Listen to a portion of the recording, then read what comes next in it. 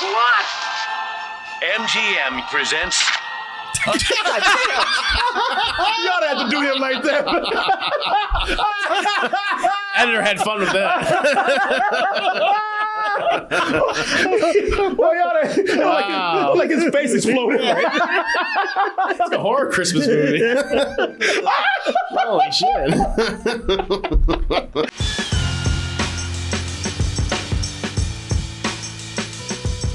Over, and we'll be ready to get into this right here. Let me see. Look at here, boy, look at here. All right, folks, so the holidays are upon us. You know, when Thanksgiving gets close, people don't even think about that shit until the day of. Sure. So we got to eat. Mm-hmm. But most of us are already looking at Christmas decorations. Oh, yeah, there's no Halloween. No Thanksgiving decorations in the store. Don't say that. Don't you ever say there's no Halloween. This is Halloween. No, you don't. And the kids ain't even upset about that. The adults do not take Halloween away from us. But the holidays are upon us. It's gotten so early now that, do you remember when Christmas specials and shows and movies, they used to come on in December? Oh, yeah. Mm-hmm. That was the thing. They had respect. They not till December 1st. And they were like, all right, day after Thanksgiving. All right. That's it, though. Yeah. No sooner than that. This year, November 1st. Yeah, pretty much. Christmas shows and specials. We here. Mm-hmm. Where you want us? Man, there's a lot of them. There's a lot of them that are out there right now. And a lot more on the way. But, to get ourselves in the Christmas spirit, just in time for Thanksgiving, we are going to be watching probably a lot of these things. And we already watched a couple of them. So, and this was not originally for a review. I don't know, maybe for Martin, but since these are on streaming, I just saw one that kind of meant something for me from a nostalgic point of view. And then there's a new one out there that Martin saw that, Martin watches everything today. Not everything, but I try. But I don't know, the Critics Association probably made you watch this. No, but it was sent to us. It was, okay. And by the time I got to it, it was already on. Okay. Well, we're going to talk about two of them. One I saw, one that he saw. And I don't know what he thinks about the one that he saw, but I thought maybe we could sit back and discuss it, and maybe we have two wonderful Christmas holiday specials for you to watch, or maybe there's just one. Maybe there's none. Move on to the next thing. But we'll talk about the one that Martin saw first. And what did you see? I saw Spirited. Spirited. That's with your boy Ryan Reynolds right there. Mm-hmm. And who else is in this? Will Ferrell. Will Ferrell.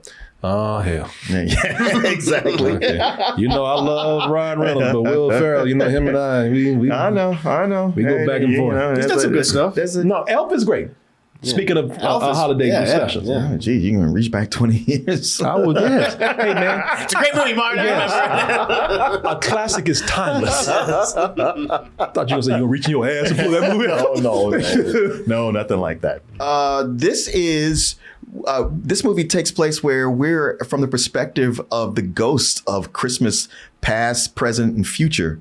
And every year they pick a person to Scrooge. We come across it where they go like, all right, we're going to pick this person. And Will Ferrell, who's the ghost of Christmas present, goes like, wait a minute.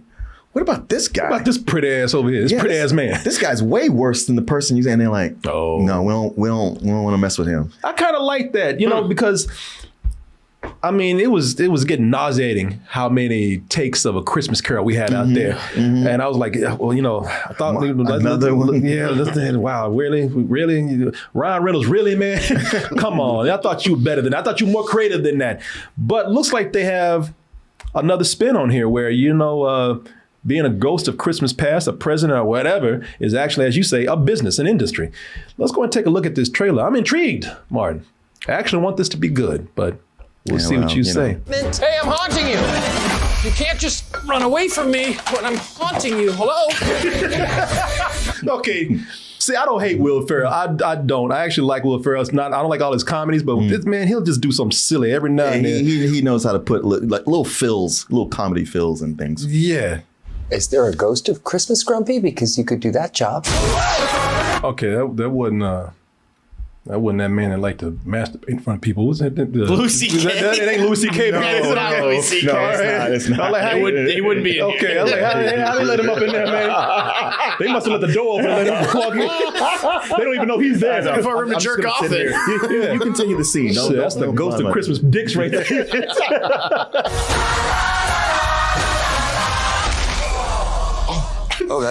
Oh, he's dead. Yeah, he's definitely. No, he's fine. He's good. Well, he's none of it's squirrely. real anyway. Will Ferrell is actually not as spastic as he used to be. Did I see Patrick Stewart in there? No. Okay, damn, I'm seeing everybody that's not in this. I'm seeing ghosts. Who will Corey see next? Who's not in the movie? Was that Eddie Murphy? Maybe the ghosts are messing with me right now. Hey, it's on Apple TV, which I do have, and they also give us screeners for. I'm sitting up here actually laughing at stuff. It's a musical, possibly. I'm over here having a good time just with the trailer, and I noticed Martin ain't saying nothing. Oh no. I ain't trying to be the Grinch. I ain't trying to bring people down. So, the thing is, everybody loves Ryan Reynolds, but he's everywhere. He's in almost every other movie that comes out now. Like, he's giving The Rock a run for his money. And he's always Ryan Reynolds. He's always Ryan Reynolds, and his smart aleck humor, it can be funny sometimes, but sometimes you're like, I'm just not feeling it right now. Could you tone it down? Can you take it away? You get Daddy a little break right now. Yeah, and you know how Will Ferrell is. We like him, but a lot of his movies can be annoying, and he can be too goofy, just yelling a lot. And you combine that, and then if I tell you it's a musical, also, you're probably gonna be like, next. I ain't got time for this. Don't do that. This movie is awesome. Nice. It's even funnier than it looks from this trailer. I canceled my plans because we just sat around and just watched it and laughed our asses off. It's very inventive. It's very funny. And the songs are fantastic. Like there was some other Disney movie that's either out or about to come out that's a musical. And I was like, wow, even though this is written by the guy who did all the great musical animated movies, this is terrible. These songs are catchy, and you're like, damn, that was great. Matter of fact, this whole production, you could totally see it being reproduced on stage as a musical on Broadway. And you got the surprising romance between Will Ferrell and Octavia Spencer that pops up. I wasn't going to say anything about it, but they showed it, they kind of allude to it in the trailer. Okay. But you go on a ride, and it's funny because they talk about all the different Christmas carols, even mention Scrooge, with Bill Murray. And there's so many different, just different turns of events. Like it just keeps you guessing the whole time. And there's even Jacob Marley, who runs the corporation. When people break in a song, he's like, nope. Stop! Don't do that. Please don't. And it's got a lot of good post-credit scenes. Oh, nice! And they're not just lame ass bloopers. There's like more things that carry. So you end up watching all through the credits to the very end. This is an instant Christmas classic. I give this a high full price. It was incredible. Okay. Nice, very nice. Well, you definitely got me excited to watch this. Well, for mine.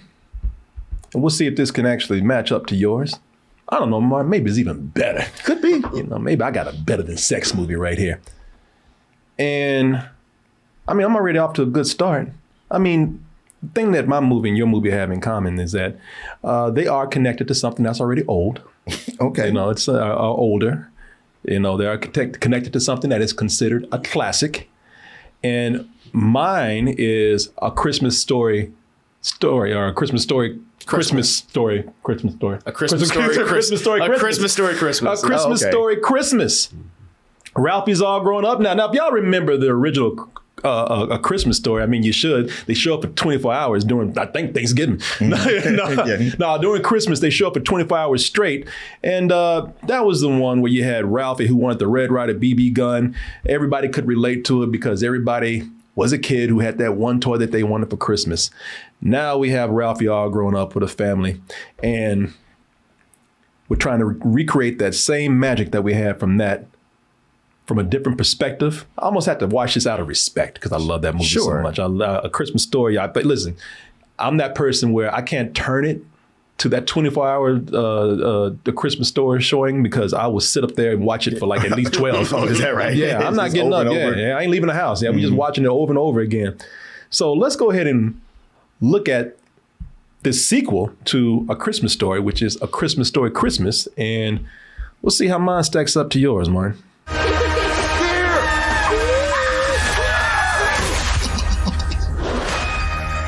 Unlike Spirited, which is based on A Christmas Carol, which there are millions of versions of those out there, there's only one A Christmas Story. I saw the sequel, actually. A Christmas Story 2. Well, nobody actually. There's like another sequel. It takes place in the summer. Though. Yeah, I told you about that one. Yeah. Some Wally Ollie Hop Noodles, Haven of Bliss. Yeah. So those are kind of sequels that people disregard, and look at as side things or whatever. I heard Christmas Story 2 is terrible.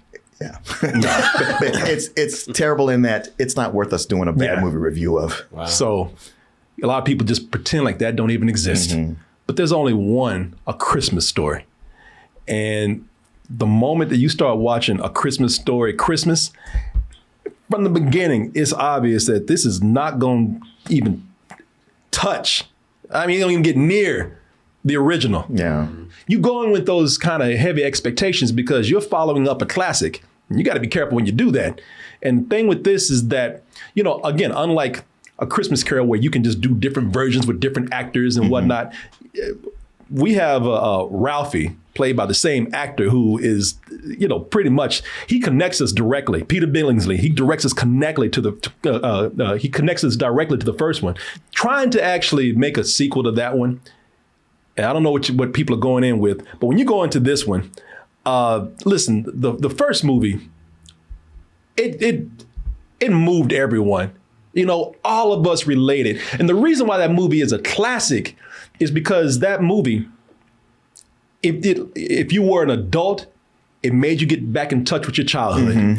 If you were a kid, it didn't matter that took place generations ago. It was still sort of the same situation you were going. It was still relatable. That's why people love that movie so much. Mom, hush! Shut up, Ralphie. So now, in the spirit of the original, Thanks a lot. MGM presents You ought to have to do him like that. Editor had fun with that.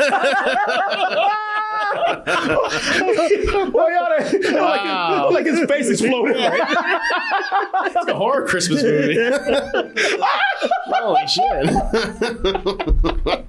And I'm not saying this is bad, but if you're going in with those kind of expectations, it's a different movie. It's not the same thing.